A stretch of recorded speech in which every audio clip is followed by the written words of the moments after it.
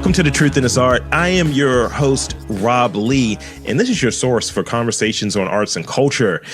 Today, I am speaking with filmmakers Adam Rodgers and Tom Ventimiglia of the comedy series Turf Vally. Welcome to the podcast. How's it going?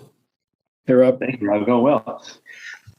So I want to start off by one, I like the idea. I like the idea behind Turf Vally. We have some questions around that a little bit later because I might have a spinoff that my partner and her kid were talking about doing called That Ain't It. I might have to tell you about it a little bit, but if you will, could you introduce yourselves and ultimately how did the two of you link up and come to bring this project together? Sure. Well, thank you, Rob. We're thrilled to join you here. Adam Rodgers. I'm a filmmaker. I'm a dad. I teach screenwriting at Johns Hopkins. I think I'm a good neighbor. That's become really important in my life, I think. Possibly. And Tom. Yeah, I'm Tom Ventimiglia, and I'm originally from New York, and I teach at the Baltimore School for the Arts. I've been teaching there for 15 years. So I was teaching screenwriting. My colleague and friend, Bia Bufrahi, we started the film department at the Baltimore School for the Arts, and I was teaching a lot of screenwriting, and then Adam had come to town. I had heard through the grapevine. So I figured, well, I'll do the professional thing, and I'll reach out and say hello. So we ended up grabbing a pizza at Joe's Squared, and we really hit it off really nicely. And I could tell we were going to be good friends because there was a film student at Hopkins, doing interviews on the corner of North and something. They stopped us. That's right. They were hey, you guys have a minute. We were like, sure. Yeah, and then we both started telling the same lie. So I was like, all right, he's hamming it up with me. So yeah, pretty soon, that's what happens when you're with creative people. They say, hey, I've got this little project. What do you think? And that's how I got it. And I think, wasn't it right around COVID too, Tom? I'm pretty sure. Was it right before or right after? Right before. It was all, we didn't even know. Yeah, COVID wasn't a word yet. But yeah, it wasn't a word. Yeah. No, that's great. And that's one of those questions that I generally ask around being in the company of other creatives and being in that neighborhood, right? Like you mentioned Joe Square, that's a place where meetings happen. It's like people are sharing conversations and sharing ideas over a slice or several slices. What was the flavor? What type of pizza was it? I think we had wings and beer. Okay. So the wings and beer. I'm here for it. I usually do the mozzarella sticks as well. I do the mozzarella sticks when I go there. So, we're going to go into some other questions in a bit, but I want to start off by, talking about the story behind Turf Vally. Let's talk about that. So we have that out there, and because it's a comedy series. So let's talk about that a bit. Yeah, well, just a little background too. I grew up in Baltimore, and then but after high school, I left. I went to college. I went to New York for grad school, and eventually got to LA. So I never got to live in Maryland as a grown up. So finally, in 2018, I moved back, and one of the first things that just charmed me is that in my new neighborhood, first of all, the kids' bus stop was literally across the street from my house, and that was non-existent in LA. I don't know if you've spent time there, but basically the ritual in Los Angeles is you get your kids in the car and you drive them to school, and then it's like landing Omaha Beach. It's like all these cars, they're trying to pull up in front of the entranceway, and you got parents doing hand signals and opening doors and trying to escape the whole thing without injury. Right. And so all of a sudden, it's wake up and grab them by the hand and walk them to the corner. And so I was just kind of charmed by that. And then, the bus would leave and everybody would wave. And then what I was discovering is the moms would all kind of escape, go to work and get on with their lives. But the dads were hanging back, and there was this subtext to it. Like on the surface, we were talking about, the game last night or the movie or what's going on at work. But the subtext that underneath of it was please don't leave this corner. I need some don't leave me, man. And that just, so I pitched this to Tom. It was just inherently funny to me, I think. And I was like, they don't even know I'm a writer. Then what ended up happening was that I guess, it was the summer and it was right, I think, at the start of COVID. And my wife is a pretty, she works in the private sector. She's, COVID did not interrupt their workflow at all. I'm a teacher, so I had the summer off, plus the whole world was ending. So people were just like, so suddenly I found myself really completely in childcare. Like I was doing childcare completely. So while I think that Adam's original impetus for the story was this third place that people can meet and, and chat and in the suburbs, especially because, there aren't like a bar at the corner or someplace, where, these informal places, I was coming at it more from the dad experience, the dad stress, the dad hustle, and that's how that show sort of merged into the show. Okay. Yeah. That makes sense. And I think being able to have these different pieces of these different areas of background and perspectives, bringing that together is oh yeah, this is collaboration. This is what this looks like. And this is what it looks like. Yeah. That's big. And I've with this, and because I always try to find that common ground where it's all right, from a creative standpoint, how does this look and how does this correlate? I've as I was, kind of expressing earlier, when I started, I was doing it with people I was regularly recording with. So you would have some sense okay, does this work? Is this funny? What do you think about this perspective? And now it's kind of less of that because it's really a solo thing. And I'll, pretty much the process is, here's some questions. You good with these? Let's get it rocking. And, but I still kind of crave that. I crave that collaboration because I think true creativity kind of comes from that. You can have your own perspective, but it's kind of in a silo. But I think when you're able to work with someone else and say, you know what, this is a funny observation. Yeah, you know what, being a dad does have this in there, or being an artist does have this in there. I think new ideas come from that. It's individual ideas and then shared ideas develop. Yeah, that's right. And I, one of the things that Tom and I kind of discovered about each other very quickly is that we liked working that way. It sounds like, yeah. You've had those experiences too. And just so, being able to ping pong ideas back and forth, it was very natural. And in my experience, and I've had a long standing partnership with a good friend I went to at NYU and others. And it's just, I think you can be at your best. You can just get something greater than you imagine if you're open to it. So that was very exciting to Tom and me as well, I think. I would say that was part of the reason why I transitioned to film some years ago, because, before that, my idea of being a writer was writing fiction only and writing short stories and novels and being alone all day long and, reading my own work and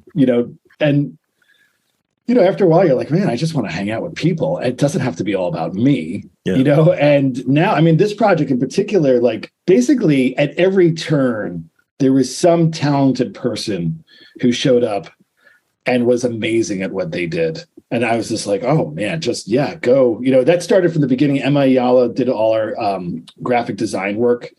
And, she was like, we were just like, that's exactly it. Awesome. Moving forward. And it's one person after another. It was just the best, and you don't have to be, that's the pleasure of being on a team. Yeah. Yeah, absolutely. And, having those ideas. And I do crave that. I've started doing more public things or what have you. I've done movie screenings and I've been trying to organize different kind of community organized events. There's a few I don't want to jinx yet, but just trying to be out there and trying to just really chase a whimsy. And I'm I know people are going to like this. It's bouncing it off a few people that you trust. And you're I think you get it, and trying to be collaborative in that way.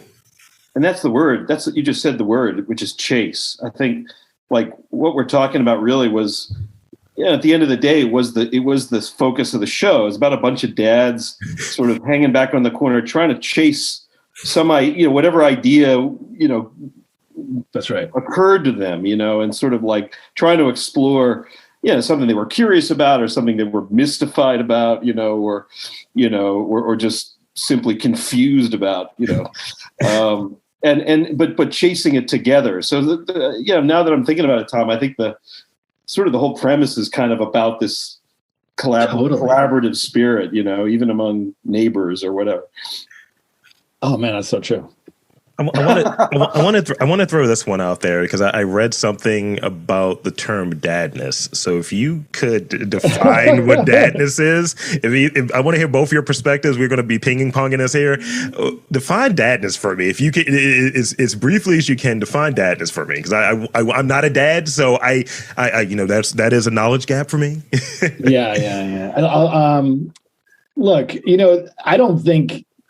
You can only speak from your own perspective, right? Sure. But for me, dads were, at least in my house, my dad was, a very bright, very sophisticated guy, but easily the most easy to make fun of person in the household, honestly. And, we could literally just destroy him every night at dinner. And, what I realized, my dad said to me, he's like, to be a dad, like when I had my first child, he's like, you have to have a lot of self-esteem, and I realized that he was like taking this kind of abuse from all of us with a smile on his face, because for him, that was like, he could take it. So that's where that phrase in our show, you can laugh at dads can take it. Because, at the same time, we're in that, because by the way, dads kind of always look kind of foolish with their, and they're just, there's something foolish about being a dad and something noble. So that to me is that foolish and noble at the same time. I don't know, something to that effect. Yeah, that's right. It's it's this paradox, right? You're, the dad, the essence of dad, from eons ago was sort of strength and maturity and coherence, all sober, these serious, all these things. But like the truth is, when you become a dad, if you surrender to it, if you're vulnerable, the love and the joy and the laughter, I mean, it just comes at you, in waves. And the way I'm built, I think the way Tom is built, you just sort of love to swim in it. So it's sort of, again, like this, that's what's funny, right? Because you've got all this to live up to, but yet it's very funny and very joyful and very supportive is the other thing. Like I thought about thinking about your question there, Rob. Like I have this great photograph of my dad I just adore. It's I'm dating myself, but it's probably 68 or 69. And he's standing there with these Ray-Bans and this cool haircut.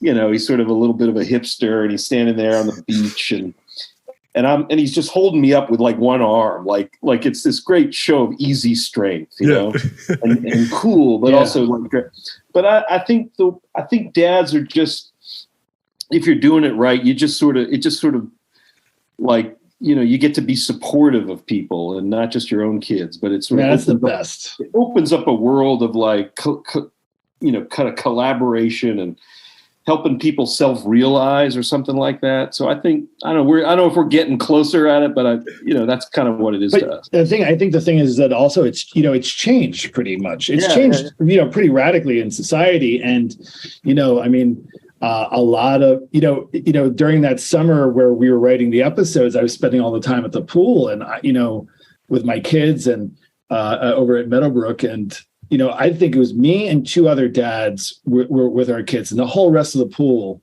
were moms. Yeah. And so there we were kind of just like, both having to confront maybe some like, inherited social norms or something at the same time, while, trying to be yourself. And also, while listening to the many podcasts that will have, certain, you've got to be the best, you've got to try harder, this society we live in, which is so type A, so to me, it's just, actually, I mean, honestly, I will say that it is not over. I don't want to overstate it, but like definitely making the show, I feel like in some weird way has made me a better dad, because now I'm very kid centric, really. Yeah. I find that the closest, when people talk about having the I don't know if there's a phrase for the dad side of it, but I suppose when someone's like, "Oh, this is the house mom, this is the store mom," or have you, the person that's kind of organizing and maintaining things and providing that structure and providing that support and that capacity. I think that's what I provide to the people that I work with regularly. I have a ridiculous customized jersey that I wore during a screening of Major League 2 that says "Wave Daddy" on the back because I'm an Aquarius. and my partner, she always like, "Yeah, you're kind of a dad, but not really." She's like, "You're a little too cool right now." Yeah. She's like, "You need to be a little cornier." Yeah, and I was like, have to be humbled. Yes, I'm not quite there yet, but I'm getting there. As I become balder and I become more like of a target of like shots to my self-esteem, so I definitely felt that. It's like, "Oh, Rob, you're pretty whack." You're in the best possible way, though, Rob. You're like more than halfway there. You're prime. You've got all the ingredients. I mean, I'm always wearing Carhartt, just the socks are getting longer. The socks are shown. They're not no-show socks anymore. So it's getting there. It's getting there. A lot of New Balances. So let's talk about this is a question that always interests me because I like these kind of unique traits that makes that someone applies like from maybe their background, their lived experience to their work, like that strangeness, right? So how do you embrace your strangeness and those qualities that make you unique to your field and putting together Turf Valley and writing generally and in teaching in any of the stuff that you're doing? What are those traits that make you that make you great at what you do? Yeah, I give my strangeness a bear hug daily. But it gets easier to do that the older you get too. I think when you're a younger man, a younger artist, whatever, it's a little bit, you're also competing with your egos, sort of developing, and you're sort of protective of yourself in a different way. But there's a lot of strange in Turf Valley, a lot of absurdity. Which Tom and I were both a fan of, like we talked, this is going to get really weird, but like we talked about, Samuel Beckett and Waiting for Godot, like when we were making this, the story is essentially Rosencrantz and Guildenstern are dead. Tom Stoppard, we were talking about that a lot. Yeah. These sort of great characters in literature who were usually a couple of men sort of in desperate situations, not fully realizing how awful it is and trying to find answers and sort of stave off, the storms and keeping each other amused. And so there was a lot of that kind of laughing despite all the horror around you. There was sort of that. And I think Tom and I are kind of share that point of view. So that's kind of strange. And we really felt like we wanted to get that into the show, that it was dad comedy and people are familiar with that and comfortable with that, but we wanted to tweak it a little bit, in conversationally and in terms of the storylines,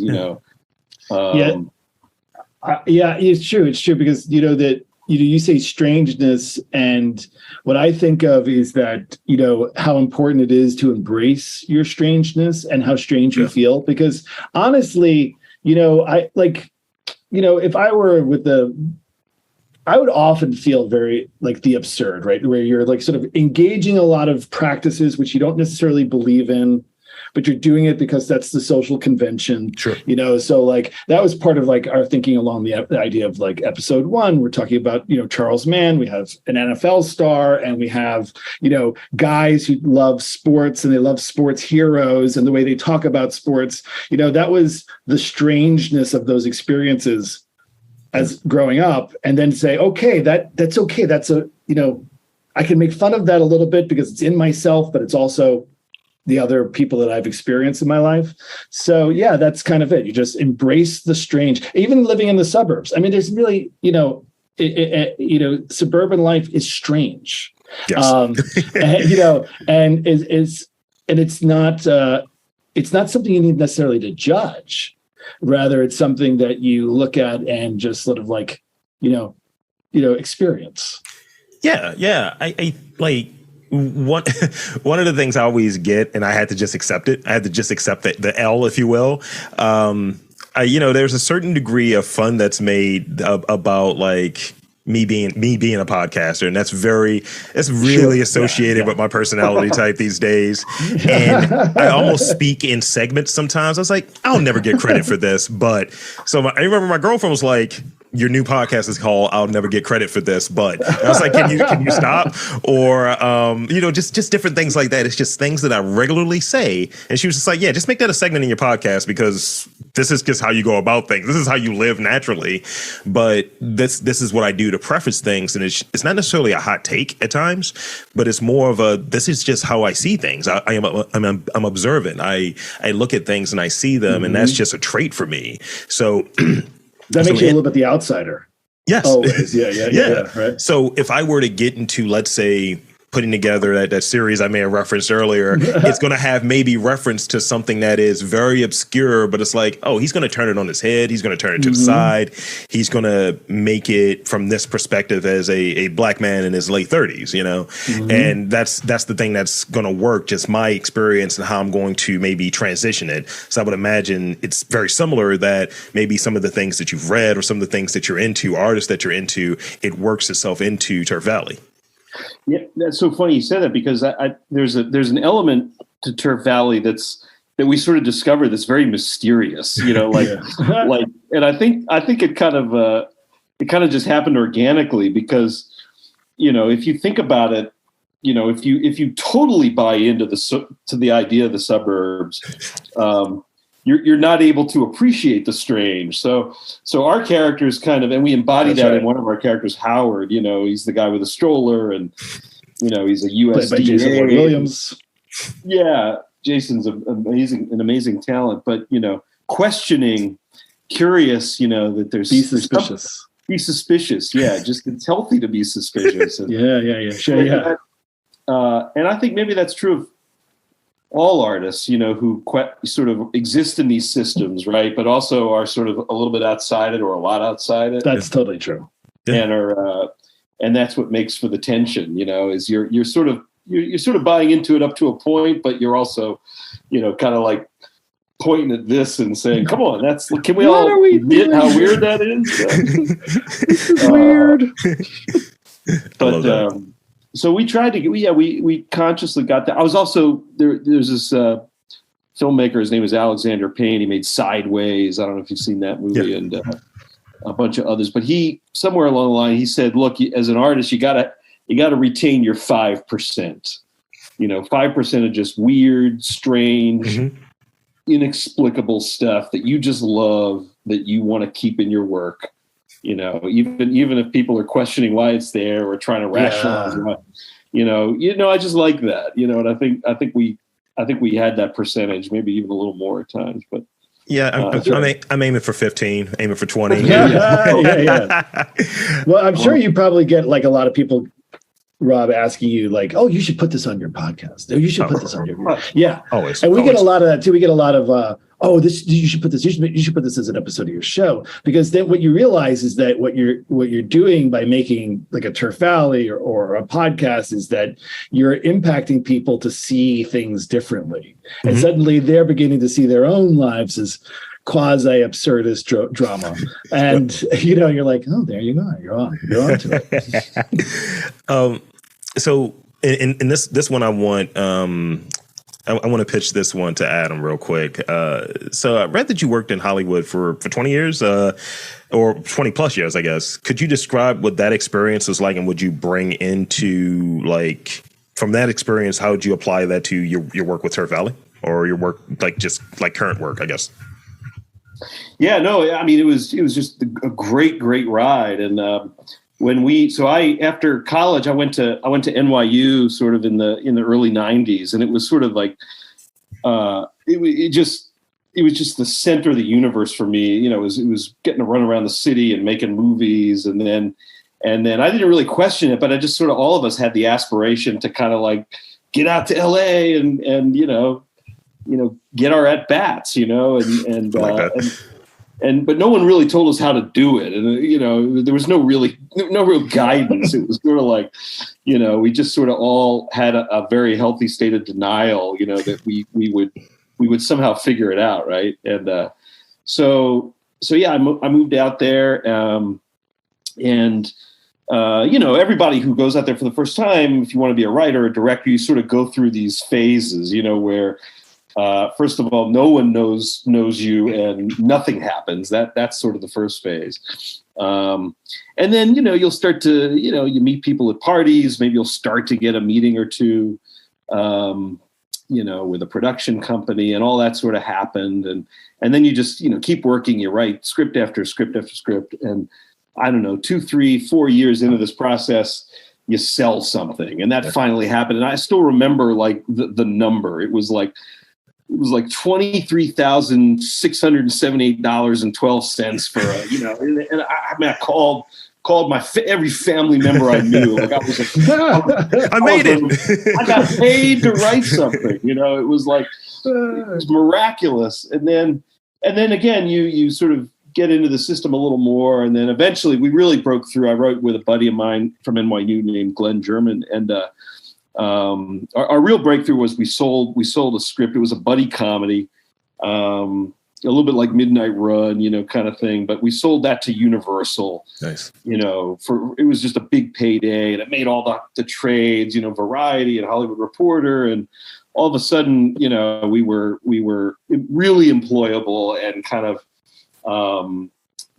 able to sort of take a lot of meetings at studios. And so I was so grateful, and it was just a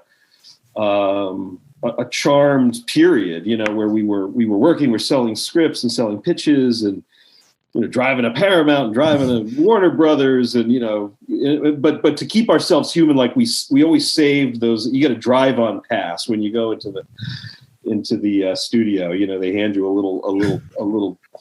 little security pass, and we just kept all of them so that we never forget. This is a lot of fun. But the truth is that we were writing a lot, and we were sort of making a living, and we getting our health insurance and so forth. But the way it works, if you're a Hollywood screenwriter, like very little of your stuff necessarily will get made. You're writing scripts, but we had one little TV movie made with Charles Dutton, who's a Baltimore guy and an amazing talent, and that was sort of a true life story about this prison guard who was a track star. But anyway, we had that experience, but a lot of our stuff was like it had sold, but not wasn't gonna get made into a big studio film. So that we kind of pivoted at that point. We're like, what can we do that will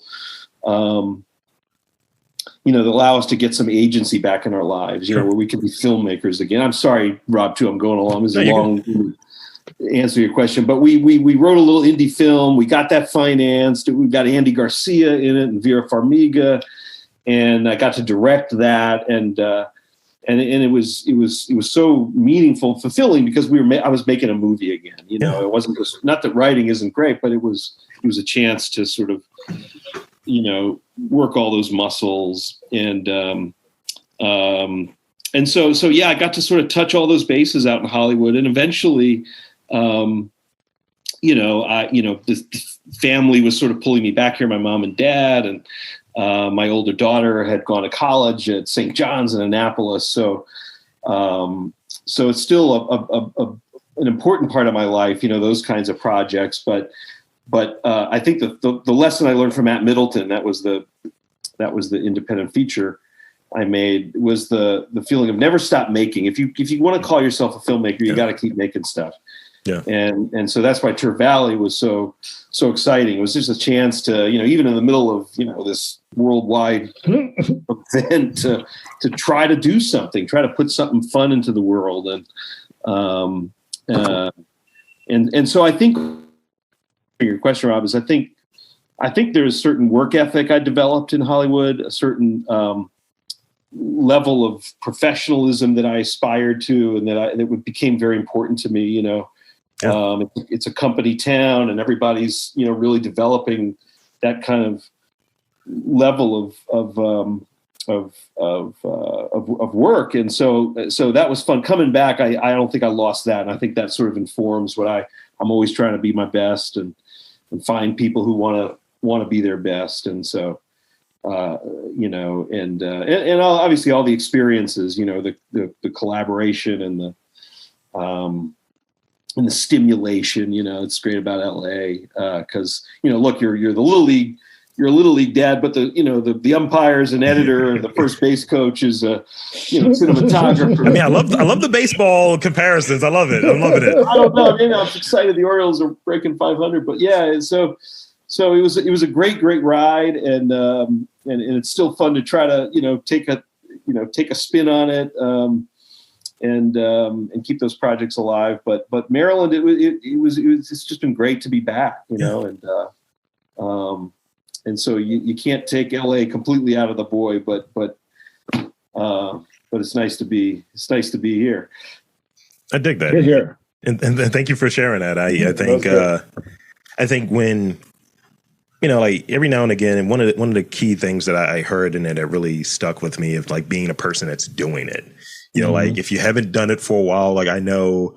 Because I've been doing this deep dive, Austin Kleon. And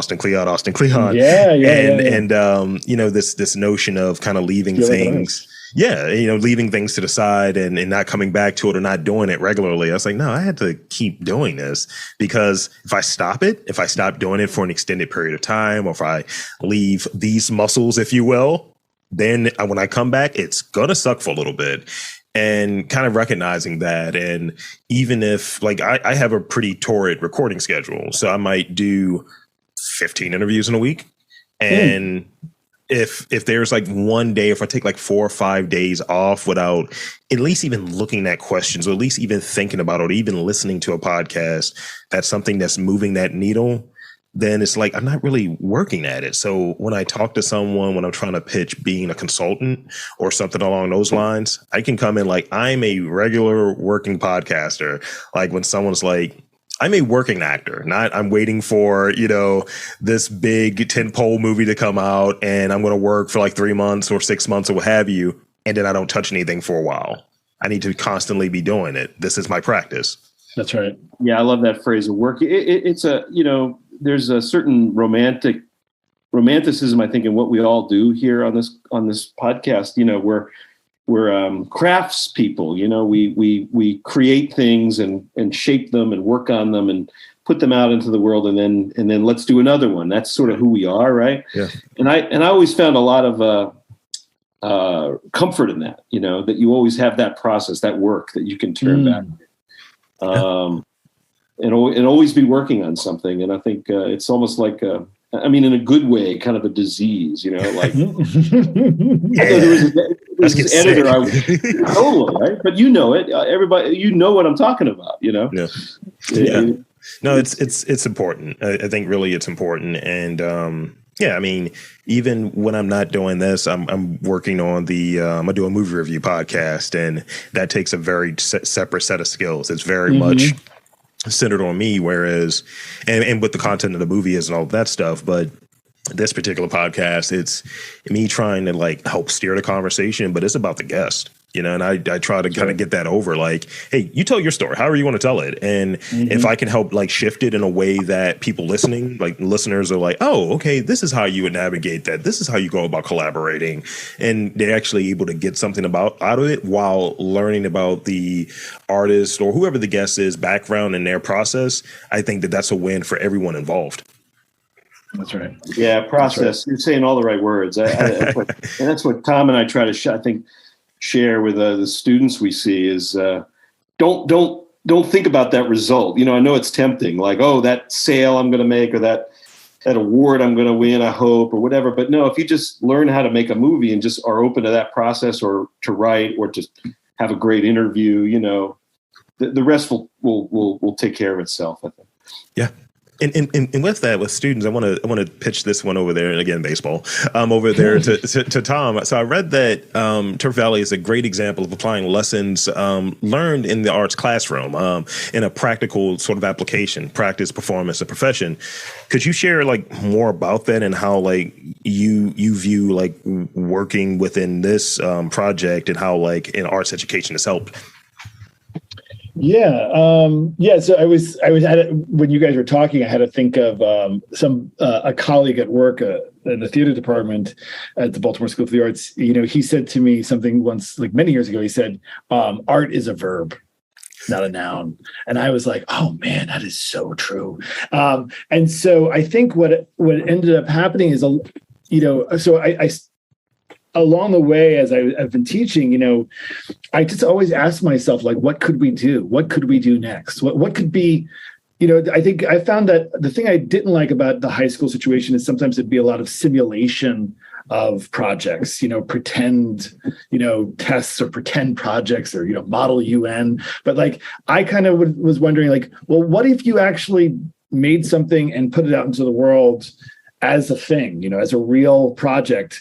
And that was sort of like always the sort of philosophy of teaching. And then as you're teaching artists, that becomes actually a hugely important message, because what you're not just cultivating craft, you're cultivating one's approach to a journey of creative philosophy or something. Yeah. So I just really felt like, I could not be a writing teacher if I wasn't writing. I could not be a film teacher if I wasn't making film. I mean, it takes away, certainly I'm sure it impacts, I could be planning more, I suppose, or grading faster or something. But at the end of the day, I have learned so much from making things that I can, bring to my students. And then, the name of the game, at least at the Baltimore School for the Arts, is to connect the kids to the world of the work. I mean, that's what we do.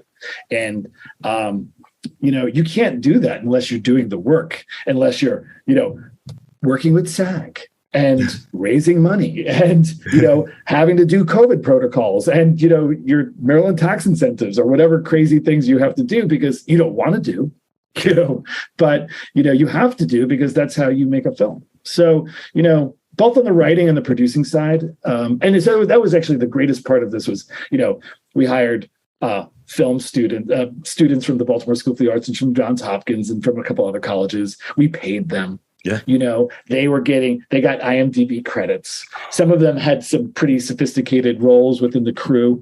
So, I had been thinking about doing that for years. And Turf Valley was the first time I was like, oh, this is what we've been thinking about.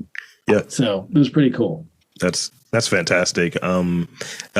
Just as a quick aside, and I'm going to edit this piece out, I'm probably going to have to run downstairs to get my dinner in a few minutes whenever it arrives. So just because this is why I keep looking like down. You can probably see my eyes. Like, I'm very interested. Trust me. It's just like, yo, that bolognese is coming, and I'm gonna need that. So, but hey, you can't speak Italian. You're good. Yeah. But I'll see it. But I'm just looking at the phone for that. So when it's dropped off. Cool. So I think it would be a good break right here, this last question, and then I'll have the rapid fire afterwards. So the last question I have here, and this is where I'll start re-recording, I suppose.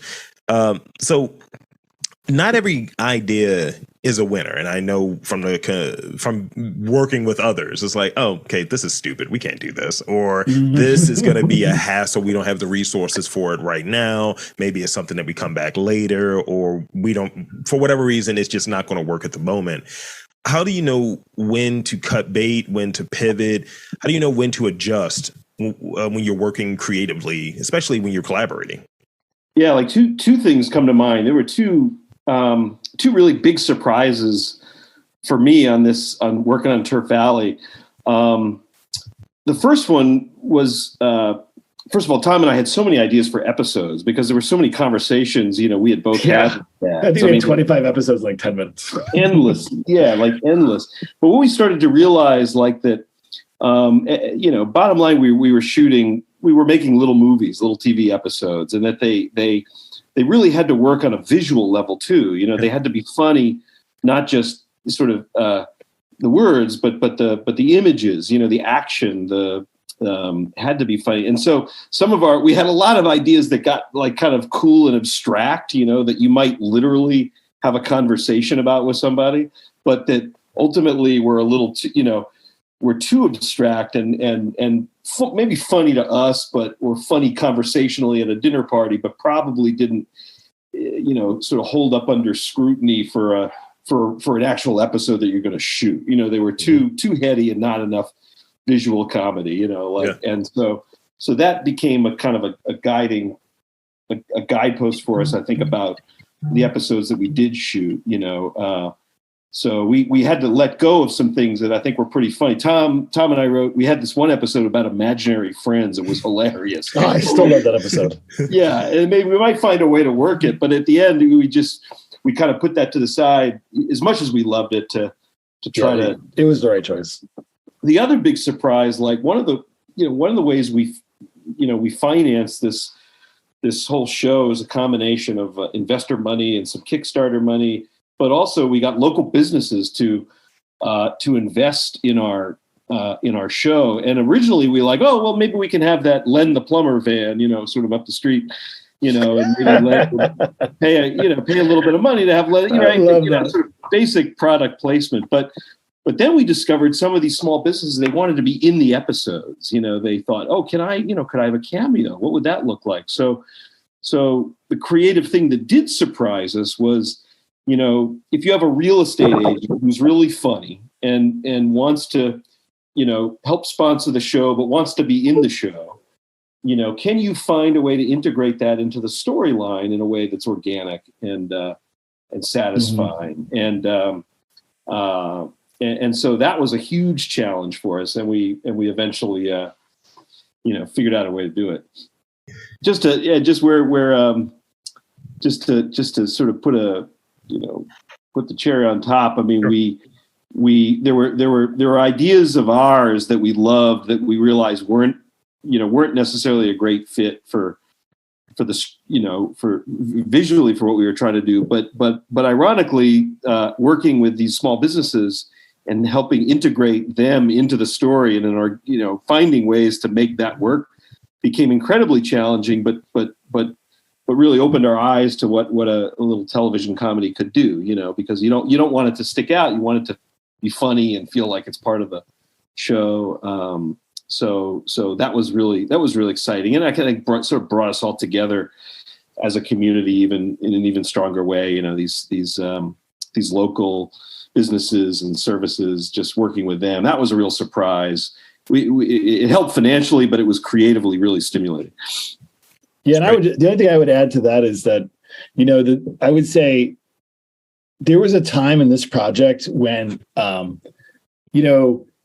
first it was like many projects where I was just like muscling through scripts and we were writing and I was sending stuff. And then suddenly it felt like it was taking us. The project was taking us somewhere. And I think at some really early on, I began to start saying things like, well, the show will tell us what to do. Like the show will, and there was like a crazy way of thinking, and even still today, you can see, as we're out in the world and we're, talking about the show, opportunities show up and the path forward is there. So what I've learned is that, number one, that I really don't believe that things that really ever fail. I think really they come to a state of being or becoming. They always in a state of becoming, and you don't have to be sour about that. Like, and then, it will tell you when it wants something else to happen. Like, that's, I think so I've become a little less anxious about that, actually. Yeah. Here's another good story, Rob. Like we were shooting all these episodes outside. At some point it became very clear it was going to rain on a Tuesday, and it's going to get really boring having dads with umbrellas and the crew, right? So we're like, all right, what do we do? So what would dads do? And they were like, well, dads would probably run into an open garage, so like, all right, we'll do that. So we knew it was going to rain. We had them run into the garage. We shot the whole thing in the garage with like sleds and hammers in the background. We ended up inventing a character out of that. Yeah. So out of failure can come ingenuity if you're open to. I think it's easier the older you get to do that. So not being afraid of failure. I mean, and there were the whole chunks of dialogue we would throw out. You write it, you think it's funny when you're talking together on a Zoom call, but then you get actors in the room, and the actors are like, you can tell it. So we were always willing to trim and cut and change, and those little micro failures, making them better on the fly. I think that's always really important to creative process too. That's right. Yeah, I find it like funny when it's not the same, but when I might work with a client who wants to do ads or something along those lines. And it's like, so here's kind of like the message. Can you just put it in your voice? I was like, I completely intend to. I don't use those words. I don't say it like that. This is a little too wordy, or it's like, how many syllables do you think is here? Like, what are we going for? Or even if I would do like live reads when I was working with a partner, and I would do a lot of the writing. I was like, let's workshop. Let's figure out like what works, what needs to come out, and ultimately recognize like who's it for. And I think one of the things in there about having something that is being adapted, I think a lot of times people don't understand what adaptation is. They don't get it. And you hear a lot about the complaints that people will say about, I didn't like this comic book movie or this adaptation or what have you. They did X, Y, and Z. And it's like, oh, you just don't like adaptations. You should just stick with the thing. Right. And that's the way I kind of like look at it sometimes. It's like, can we just like maybe keep an account that if we're doing this podcast for sake of argument in front of people, we need to acknowledge the people we're in front of. We're not just looking at each other, with our thumbs in our mouths and like talking like directly to each other. So we might need to be a little bit more demonstrative in our action and so on. So I think the same thing is it's like, okay, we're filming this. I need to worry about my blocking. I need to know like, okay, I should be showing my back. I think these different considerations. And I think it's one question I've used. If this same like sort of idea, whatever the creation is, right? If it were done in a different medium, like I've used it for like painting. So like if someone did like a small scale painting or sculpture, would you have the same feelings about it if it was a larger scale, if it was a mural, if it's same kind of language was maybe done musically? Would you have the same feelings about it? And that's what I think sometimes of if you're doing a web series. If this was a podcast, how would that work? Or if you said, you know what, I'm going to have this as a memoir in books, would it have the same feeling, the same resonance? I think only if it were a musical. There was like a brief period of time where I was like, yeah, this should be a musical. Well, that's so right though. Like, because an idea, like first comes the idea, and you got to figure out, is that idea a poem? Is it a song? Is it a movie? Is it a novella? Like trying to figure out what it is before and hopefully before you spend a year on the poem and realizing it's not a poem, and it should be something else. But like we finally discovered I think what we discovered what this is essentially. It's like the inverse of Peanuts. Like Peanuts, you see the kids but never the grown-ups, but they're there. Like in here, it's like you see the dad, you don't really see the kids, but it's sort of like you see the dads and the kids are there somewhere. Yeah, that's right. A comic book. That was it almost, because the graphic designer sort of presented the characters as drawn at first. And so it just had a little bit of a comic vibe to it. Yeah. So much so that I think that at some point I was like, oh yeah, I wanted to make a children's book version of Turf Valley. Remember that? And I wanted to have Charles Mann reading the children's book to kids and be like, and they were three idiots, but they managed to pull it together. That's funny. So I guess this is that good point where we can move into the latter section of the podcast. It's time for some rapid fire questions. Podcast food. I got 4 of them for you. And you know how it works. Let's not overthink it. All right. So, and this is back and forth. These are for both of you because there's nothing separate in here at this point. Start off with a softball, baseball again. Salty or sweet? Salty. Sweet. My God. Okay. I'm telling you, good partners. That's why. Not that salty isn't on my mind, Rob, but you're making me choose. That's great. I'm going to say this last one. I'm going to say that one. Would you rather sleep in late or take a long nap midday? Long nap midday. Spoken like a dad. I like it. Spoken like a dad. Yeah. Yeah, long nap. That's the honest answer, I think. So I'm with you. Agreed. It's like you're dipping back in. It's like I'm gonna steal a little time right here with this nap. But if you oversleep, you stay in. It's like I am a lazy POS. What am I doing? Exactly right. Like one's lazy and one's naughty. Yeah, exactly. I'd rather be naughty. I'm a naughty guy. That's I'd rather be naughty, wouldn't you? Rather be naughty than lazy. Name three great. This has been a great one. Name three great TV dads, and I'll even throw mine in. I'll add the black TV dads. I'll make that criteria for myself because I've thought about this one a lot. By the way, can I name a black TV dad? Because I have one. No, absolutely, absolutely. Well, James Senior from Good Times when I was a kid. I mean, right? I mean, he scares the bejesus out of him. But he was. He was so like patient and wise and, just a little bit outrageous. And I loved him so much. I mean, it's so crazy, but when I was a kid, it was Bill Cosby. I mean, Bill Cosby was the dad of all dads. I mean, it's just such a tragedy and such a heartbreak about how his career went. But there was no other TV dad in my life other than Bill Cosby. I mean, that show was just like the gravity of that show is so huge. What was the? All right, I got one. This is we're looking for three. I mean, it can be between the two of you. It can be three of them between the two of you. And this, I always liked this one because of the way he treated his son, kind of like really, like he wasn't afraid to just be very frank and very honest and very open. But I know it's an old show, but Andy Griffith, man, like Andy, he just always seemed to have the right way of saying something, and I like that. Oh, Mr. Cunningham. Remember Tom Bosley? Is that the name of the actor? Tom Bosley. Tom Bosley, yeah, Mr. Yeah. Cunningham. And he would scoot upstairs with Marion sometimes. That was. I'll throw mines out there because Carl Winslow for Family Matters. That's right. Philip Banks from The Fresh Prince of Bel-Air. Right. And and lastly, I got to put in there. This is more new, but I think when you get multiple seasons, you kind of get it. Andre Johnson from Blackish. Yeah, Anthony Anderson's character. He's a great model for that. Because I mean, that's closest to me because that's literally me and my dad's relationship with him and Lawrence Fishburne. So it was just like, oh, this is great. This is just wonderful.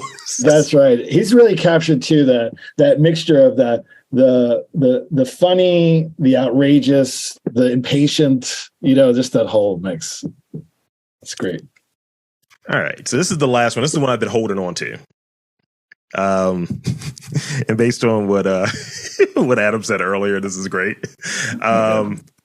Name a 4-letter word that starts off with F. This is not a trick question. It's just literally Bonk. Thank you. Do you have one, Adam? This is good. This is really Jungian. I feel like we're going it was like psychotherapy. All right. Be quick. No, fuck. Of course, fuck. Of course, fuck. I mean, and look, it's because George Carlin. I think George Carlin had it right that there are no bad words. Certain people can get upset about certain words, which is okay, but like the word. The word feels great. I mean, it feels great saying that word, and. This show had a ton of fuck. Turf Valley had a ton of fucks in it, by the way. And then, like one by one, we had to sing. It's just retraction. Yeah. So like really now there's like a subtext of fuck yous like running through. That's great. What we did, we had the neighborhood censor at one point. One of the characters kind of drops it, and you hear these dogs barking. It's like the Turf Valley. That's great. I love it. Mine's was food because I'll be eating dinner in the next few minutes. Again, 4 letters. So will I. Yes, lovely. So with that, film, right? Film. Yes. Oh man, that's my second, right up there. Film. Yeah, it's a big gap though between first and second, I think. With that being said, I want to thank you both for coming onto this podcast. This has been a treat. This has been a great way to wrap up a Monday. And it's Monday. Yeah, it is Monday for some of us. For some of us. But in that, I want to again thank you both for coming on, and two, I want to invite and encourage you to tell us where everything is at: the social media, the websites, the YouTube, all of the stuff. The web, let us know. The floor is yours. Well, you can stream the Turf Valley Show for free on YouTube. Just go to YouTube And use your digits or single digit to type in Turf Valley Show. It'll pop up. You can also go to our website, turfvalleyshow.com. But YouTube's the easiest way to get there. They're all free. They're short, 6-7 minutes each. If you need a laugh in late July, we hope you'll give it a shot. You could binge the whole show in an hour. You'll feel like $1 million. It's great. It's great. So there you have it, folks. I want to again thank Adam and Tom from Turf Valley for coming on to the podcast. And I'm Rob Lee saying there's art and culture in and around Baltimore. You just got to look for it.